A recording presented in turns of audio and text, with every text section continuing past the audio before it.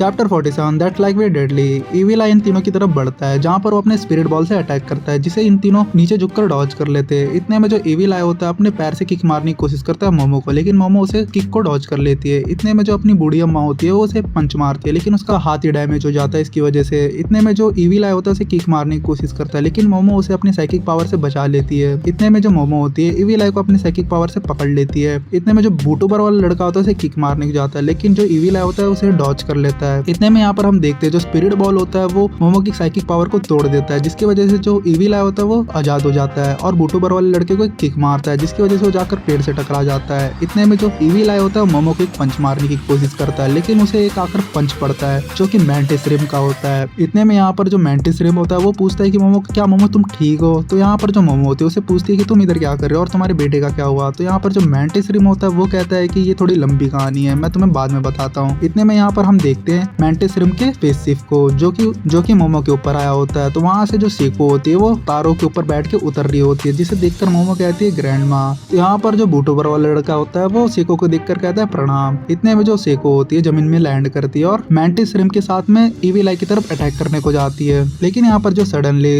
Evil आई का जो spirit ball होता है वो आकर सीधा मैंटिस रिम को पड़ता है। तो यहाँ पर जो फाइट होती है वो सिर्फ और सिर्फ इविल और सेको के बीच में होती है, जहाँ पर इविल आई सेको को एक पंच मारने की कोशिश करता है, लेकिन सेको उस पंच को डॉज कर लेती है और फिर अपने बेसबॉल बैट से उसके फेस पे एक हिट मारती है। फिर इविल आई यहाँ पर उसे किक मारने की कोशिश करता है, लेकिन जो सेको होती है उसे डॉज कर लेती है। फिर जो सेको होती है उसे फिर से बेसबॉल बैट से मारने की कोशिश करती है। यहाँ पर फिर इविल आई भी उसे डॉज कर लेता है। तो इविल आई जैसी हवा में होता है सेको उसके फेस पे हिट मार देती है बेसबॉल बैट से।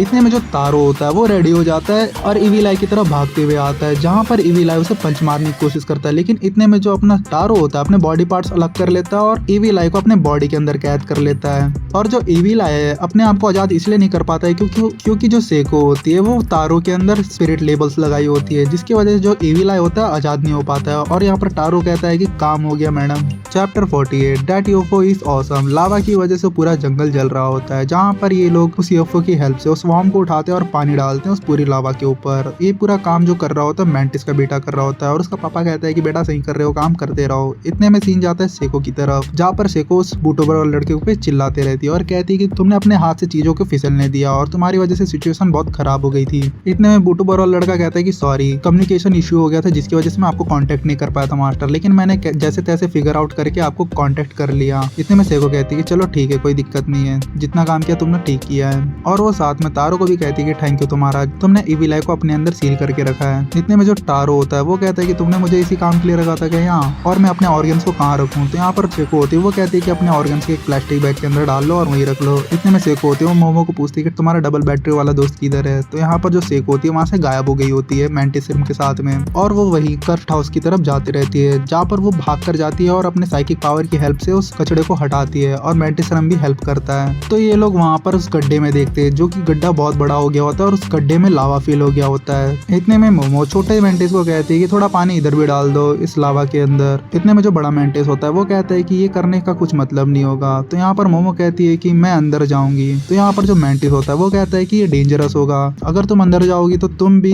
इतने में जो मोमो होती है मैंटिस रिम का बात काटते हुए कहती है कि मैं भी क्या? फिर मोमो बोलती है कि मैंने उसे प्रॉमिस किया था कि मैं उसे बचाऊंगी और वो मेरा वेट कर रहा होगा। इतने में जो छोटा मैंटिस होता है वो कहता है कि मैं ये चीज नहीं कर सकता। तो मोमो उसको पूछती है कि क्यों तुम ये चीज नहीं कर सकते हो? इतने में जो छोटा मैंटिस होता है वो अपने स्पेसशिप की मदद से तो लावा से कुछ बाहर निकालता है और उसे साइड में रखता है। वो चीज को देखकर मोमो और मैंटिस वहाँ पर भाग कर जाते हैं और वो चीज को खोलने की कोशिश करते हैं। जैसे वो लोग उस चीज को खोलते हैं तो वहाँ पर ओकारुन और टर्बो ग्रैनी उसके अंदर होते हैं, जिसे देखकर मोमो इमोशनल हो जाती है। इतने में ओकारुन जो होता है अपनी आंख खोलकर मोमो को देखकर कहता है कि मैंने तुम पर भरोसा किया था और मुझे पता था कि तुम मुझे बचा लोगी। इतने में टर्बो ग्रैनी वहाँ से निकलती है और भागते हुए कहती है,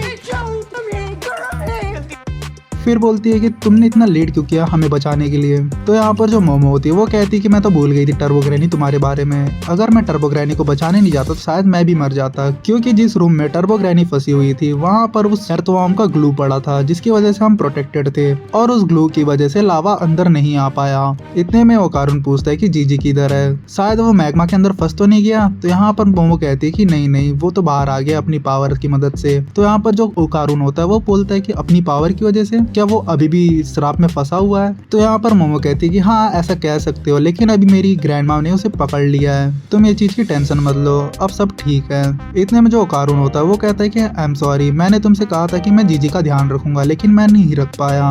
ये बात बोलकर ओकारुन आगे चलता है, लेकिन उसका जो पैर होता है वो ग्लू में फंसकर आगे की ओर गिरने लग जाता है, जहाँ पर वो गिरता है मोमो के ऊपर, जहाँ पर मोमो उसे हक कर लेती है और ओकारुन कहता है कि सॉरी, ये मैंने जानबूझकर नहीं किया था। तो यहाँ पर जो मोमो होती है वो इमोशनल हो जाती है और कहती है कि आई एम सॉरी, ये सब मेरी गलती है, मैंने तुम्हें कहा था कि मैं तुम्हें बचाऊंगी, लेकिन मैं तुम्हें नहीं बचा पाई। चैप्टर 49 ही इज लाइक सील्ड। तो यहाँ पर शेको, मोमो और बूटूबर और लड़का रिचुअल परफॉर्म करते रहते हैं ईविल आई के ऊपर। उसके बाजू में लकड़ियों के ढेर पर आग लगाकर रखे होते हैं। इतने में थोड़ी देर बाद ये लोग जाकर ईविल आई को चेक करते हैं, जहाँ पर ईविल आई कहता है कि तुम अपना टाइम वेस्ट कर रहे हो। फिर थोड़ी देर बाद ये सब लोग अपना खाना खाना चालू कर देते हैं, जहाँ पर आयरा भी आई होती है, जिसे देखकर मोमो कहती है कि तुम इधर क्या करने आई हो। फिर इन दोनों के बाजू में बाकी लोग भी अपना बातचीत चालू रखते हैं। इतने में जो आयरा होती है वो मैंटिस को पूछती है, तुम तो नहीं आने वाले थे, फिर इधर क्या करने आए हो अर्थ में वापस। इतने में मैंटिस कहता है कि मैं ग्रेटफुल हूँ कि तुम सबने मुझे काऊ दिया, लेकिन जो काऊ है वो मिल्क प्रोडक्शन करना बंद कर दिया था। अब मेरे पास कोई रास्ता नहीं था अर्थ में आने की सिवा, क्योंकि जो हमारा प्लेनेट है वो पूरा पानी से कवर्ड है और वहाँ पर हम सांस अपने लंग से लेते हैं, इसीलिए जो मिल्क है वहाँ पर एक प्रॉब्लम की तरह है।